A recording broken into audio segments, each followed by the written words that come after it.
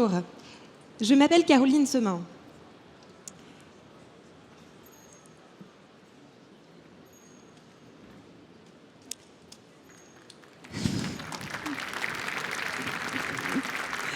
Je vous propose aujourd'hui de vivre ensemble une expérience hors du temps. Qui n'a jamais un jour rêvé de voyager dans le temps? Pour cela, installez-vous confortablement. Maintenant, fermez les yeux. Vous êtes prêts? Décollage dans 3, 2, 1, 0. Nous sommes le 5 octobre 1838, dans un petit village en Lorraine. Tout autour de nous, des pierres. Pas des pierres précieuses type diamant, non, nous sommes en Lorraine. Nous nous trouvons dans une carrière de gypse, une roche millénaire, déjà connue et utilisée par les Égyptiens. On n'entend que le bruit des machines qui extraient cette roche naturelle. Vous entendez le bruit de la locomotive qui arrive? Vite, on charge les pierres dans les wagonnets. Allez hop, on monte à l'arrière de la locomotive, direction l'usine, à quelques kilomètres de la carrière où nous nous trouvons. Cette petite usine produit du plâtre. Sur le fronton du bâtiment administratif, les plâtrières Semin. Un monsieur gère l'arrivée de la marchandise avec le contremaître. Ce monsieur, c'est Jean-Baptiste Semin, mon arrière-grand-père. Nous sommes maintenant le 5 octobre 1982. Le paysage a changé, mais il y a toujours de la poudre blanche. L'outil industriel et les produits finis ont évolué. Autour de nous, des silos, des gros mélangeurs et des sacs d'enduit. Un jeune homme arrive et charge des sacs d'enduit dans le coffre de sa R5. Son objectif, faire connaître les enduits Semin bien au-delà de la Lorraine, dans toute la France et l'Europe. Autour de lui, une équipe de 12 personnes. Nous sommes aujourd'hui le 5 octobre 2023. Ce jeune homme de 1982, qui a légèrement vieilli, a fait croître cette entreprise à 900 collaborateurs. 40% de ventes à l'international et des sacs d'enduit vendus dans le monde entier. Et surtout, gros changement, il n'est plus tout seul aux manettes. Nous formons un duo, père et fille, président et DG. Qui ne serait pas fier de cette histoire que je viens de vous raconter?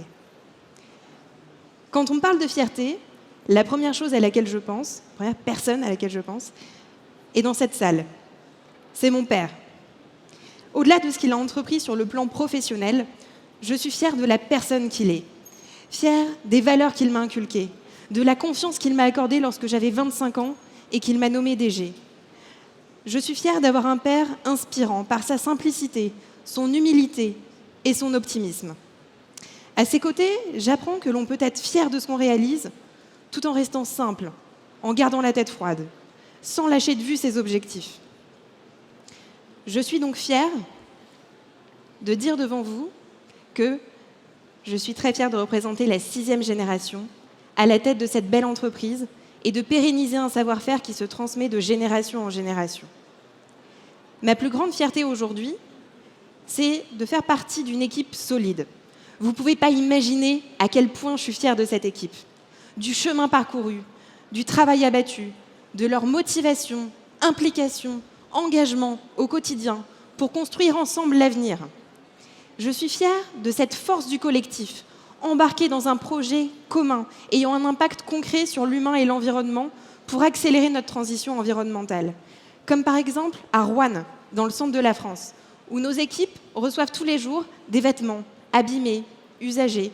Ils les effilochent pour en faire des isolants, dans le but d'habiller vos maisons.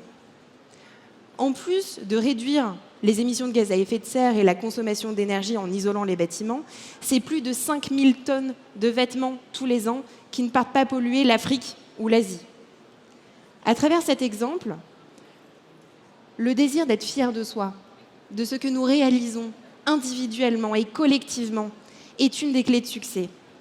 Parce qu'il nous pousse à nous dépasser.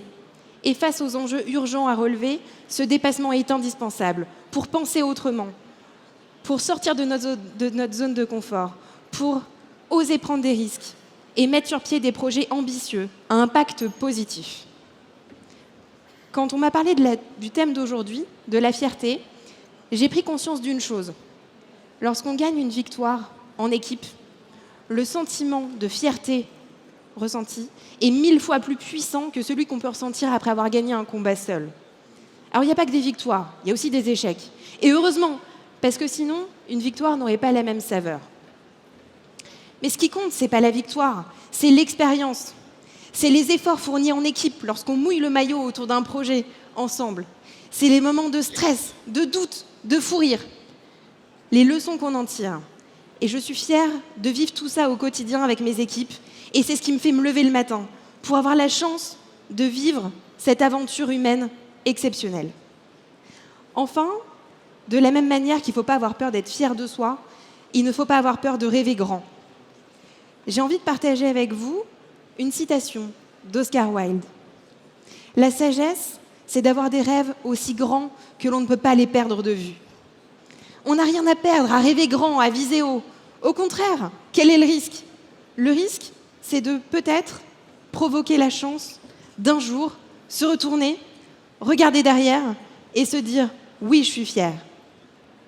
Fière d'avoir pris des coups et de m'être relevée. Fière de ne rien avoir lâché. Fière d'avoir suivi mes intuitions.